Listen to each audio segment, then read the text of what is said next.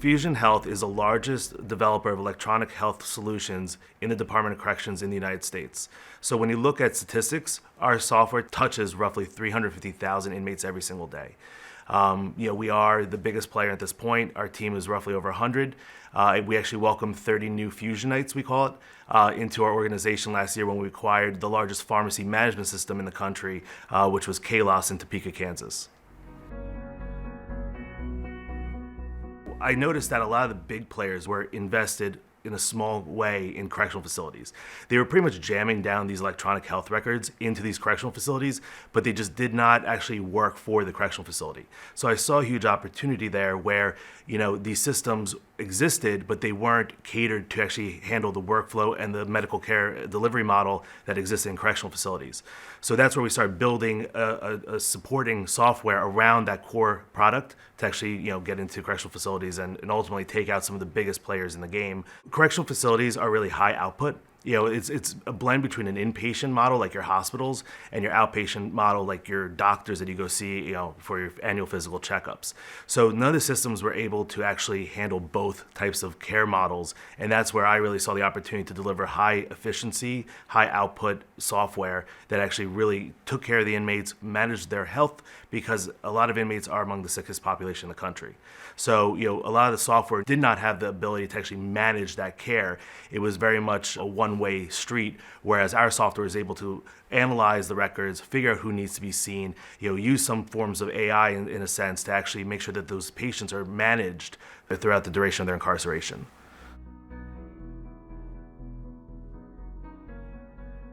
When we entered the EHR market, we were a team of two, myself and my brother heading up our business development team. And what we were doing was delivering high impact software that actually was far more advanced than these large EHR systems that were, really multi-billion-dollar publicly traded companies. So we were able to be competitive, drive down the price, enter the market, and get those initial clients that really we've held on to even this day. And through customer service and our ability to scale as a company, we've lost no clients in the end and have actually taken out these multi-billion-dollar companies straight out of existence in this industry. So I think that quality team, good customer service, desire, commitment to our clients has really allowed us to become number one. I think one of the biggest challenges I'm facing personally as a leader within the organization is growing from a company of, 1, 2, 15, 20, 100, 150 and beyond. And one of the hardest things I've had to do as a leader and the biggest challenge I face is to be able to scale. What it took to do something when we were a team of 10 was much easier than to do something when you're a team of 100. Communication's key. I poll all of our employees on a quarterly basis and actually solicit their feedback about what are the things that I need to do as a leader to make Fusion better. And that's one of the things I'm trying to do is make things better. Don't just be complacent that, hey, it's working today. Is it going to work in the future? Because I think that is one of the challenges in growing and scaling a company that myself as a leader need to face and deal with.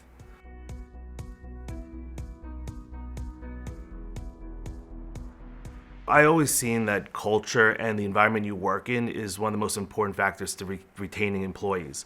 When you think about it, you spend more time at work during a day and the people around there than you do with your own family at home in most scenarios. So, I want to make Fusion a place that people want to come and work because they have the choice of where they want to work. I want to make Fusion a place where they feel inspired because, again, we're a software company and you need to be creative. What I love the most about Seton Hall is that they are actually hands-on and the faculty care about the students. They are actually working with you to understand what the concepts that they're trying to teach. And I'm actually shocked how many of those concepts I was able to actually take from Seton Hall and use in the real world. One of my best memories is still Professor Forbes. I remember for our final exam, he put us all in the room and it was the most impossible test in the world. And he literally got up in the middle of the exam and walked out of the room. And everybody looks at each other throughout the room and we're literally like, what just happened? I can't believe he just walked out. And we all started actually assisting each other. He came in at the end and he said, I know what you guys did. And it wasn't about passing this exam. This exam was impossible to pass. It was about somebody leading a team, understanding the situation and coming to a solution. It was a great life lesson and something that it's just always stuck with me in the back of my head.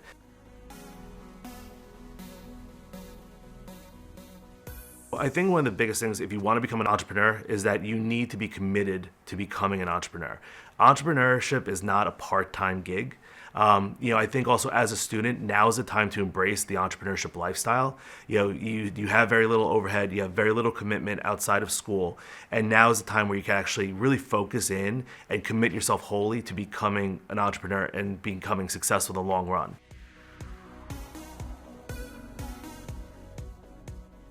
Success as an entrepreneur is really like a cocktail of characteristics.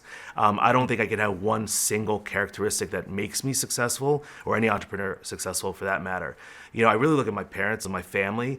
I think they actually helped mold me and mold that cocktail that's made me successful in the long run. So not one thing that I could single out, but I think it's a lot of things that has helped me. Being perseverant, committed, loyal, thoughtful, driven, those are the things I think make up that cocktail. Growing up, my parents were my inspiration. They were immigrants from former Yugoslavia, Croatia, and they came here with nothing and built themselves up. My mom went into the workforce in the newspapers, and my dad built a business from nothing.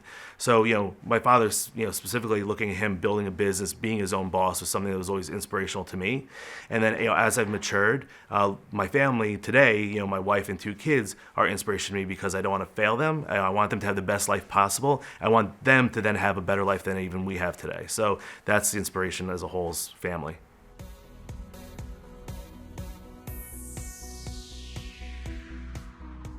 I want to help. I think that's kind of where my giving back comes from. I just want people to have the opportunity to advance themselves and make themselves better. That's why we started the fund. I don't really think of it as giving back. I just think of it as something that's right.